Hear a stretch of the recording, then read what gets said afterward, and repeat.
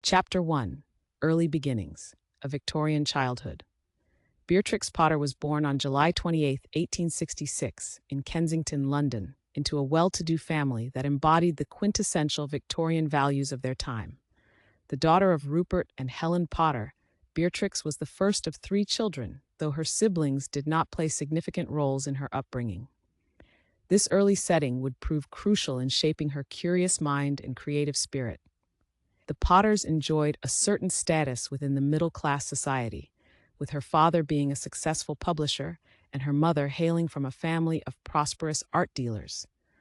This background afforded Beatrix a comfortable life, but it was also marked by the constraints of Victorian norms, which schools and social expectations placed on young girls.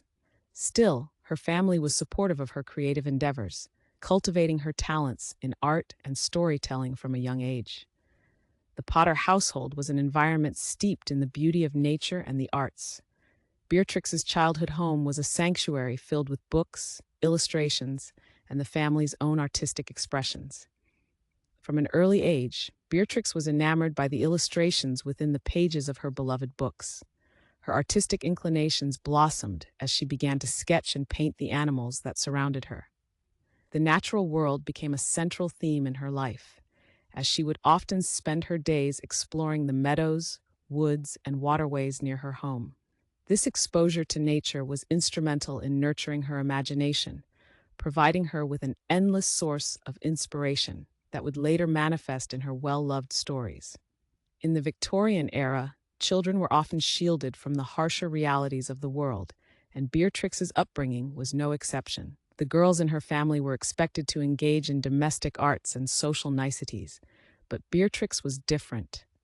She possessed a curious and adventurous spirit that often led her into the fields and forests. The family would often spend their summers in the countryside, particularly in the Lake District, a region that would become synonymous with her artistic legacy. These excursions into nature fueled her fascination with flora and fauna and enabled her to observe the intricate details of animals and plants, which would ultimately find expression in her illustrations. Beatrix's affinity for animals extended to her personal life, as she formed deep bonds with various pets, including a beloved rabbit named Benjamin Bouncer. The time she spent caring for these animals gave her insight into their behaviors and personalities, further enhancing her artistic skills. This early love for animals would emerge as a defining characteristic of her work, as she brought to life the charming and whimsical personalities of her characters, each imbued with their own distinctive traits and quirks. Her understanding of animal behavior, coupled with her keen observational skills, would later contribute to the authenticity and relatability of her storybook figures. Education during Beatrix's youth was limited, particularly for girls. While her brothers were afforded formal schooling, Beatrix received a more informal education at home from her mother and various governesses. The Potters valued literature and art, which opened a world of creativity for young Beatrix. However, the strictures of traditional education did not wholly confine her. She cultivated her own path, finding solace in nature and art. This divergence from the conventional educational trajectory allowed Beatrix to develop a unique voice and perspective that would underpin her future endeavors. Drawing became both a refuge and a channel for her budding creativity. Beatrix often sketched the wildlife around her, capturing the vivacity of the natural world in her art.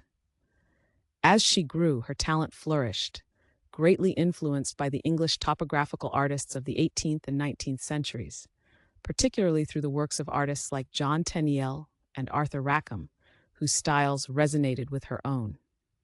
Through their illustrations, she learned to infuse more personality and narrative into her drawings, setting the foundation for her own storytelling through images.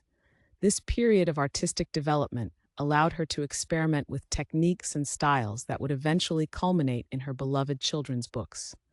The influence of landscape and botanical illustrations was discernible in her early works. Nature was not just a backdrop, it was a vital character in her narratives. Wandering through the meadows and woods of the Lake District left a lasting impression on her life and work, fostering a profound appreciation for the beauty and intricacies of the natural world. This intimate relationship between her environment and her craft would culminate in enchanting stories that blended the charm of anthropomorphic animals with realistic depictions of their habitats and behaviors. Despite the challenges posed by societal expectations and limited educational opportunities for women, Beatrix's home environment was conducive to her unique interests. The Potters often traveled to their summer home, a picturesque cottage in the Lake District known as Hilltop Farm, where the beauty of the landscape and the tranquility of rural life provided an atmosphere ripe for creativity. Here, amidst rolling hills, lush greenery, and serene lakes, young Beatrix could fully immerse herself in nature, taking inspiration from her surroundings and the myriad characters that inhabited them. Hilltop Farm would later play a critical role in her artistic evolution and professional life, becoming a central hub for her storytelling. Moreover, Beatrix's early encounters with nature were punctuated by her fascination with science and the natural world. Her passion for observing animals was complemented by an acute interest in botany and ecology. She meticulously studied fungi, flowers, and the habits of various species, leading her to document her findings in detailed sketches. This keen observation would not only inform her artistic style but also shape the themes in her stories, bringing to light the delicate balance of nature and the importance of conservation long before it became a widespread concern. In reflecting on her family dynamics, it becomes evident that her relationship with her parents was pivotal in shaping her artistic identity. While the constraints of Victorian society emphasized propriety and conformity, the Potters fostered an atmosphere that encouraged individual expression. Beatrix's parents celebrated her creativity, allowing her the freedom to explore and develop her artistic talents. They instilled in her a deep love for the arts while also nurturing her independence.